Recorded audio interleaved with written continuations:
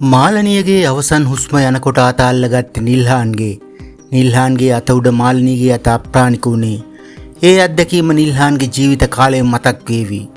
මාලනියගේ ළඟම සිටි සමනලි අවසන් කතාවේ ස්තුති කළ නිල්හාන් සෙනවිරත්නයන්ගේ හෙළි නොවූ සිදුවීම මෙන්න.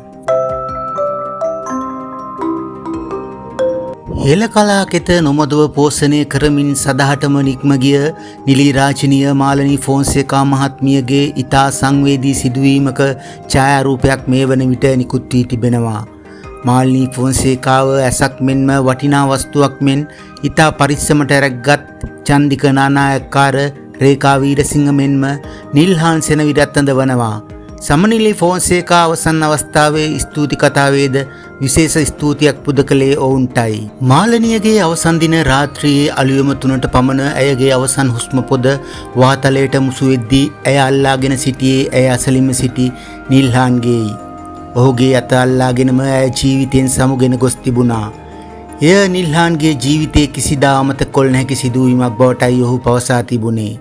මාලනිය මෙලොව හැර යාමට දින කිහිපයකට පෙර නිල්හාන් මාලනිය සමග සිටින ඡායාරූපයක් තම මුහුණු පොතේ දැම්මින් මගේ පණ යනුවෙන්ද පවසා තිබුණා. එම සංවේදී සිදුවීම පිළිබඳව නිල්හාන්ගේ හිතවතෙකු පවසා තිබුණේ මේ ආකාරයෙන්. ඇගේ අන්තිම හුස්ම පොද වනතෙක් ඇය සමග රැඳි. ඇගේ දෑත දරාගෙන ඇයගේ අවසන් හුස්ම වාතලයට මුසු කරන්න. ඔබගේ දෑතේ උණුසුම කෙසේනම් ඇයට ස්පාසුවක් ලබා දෙන්න ඇද්ද?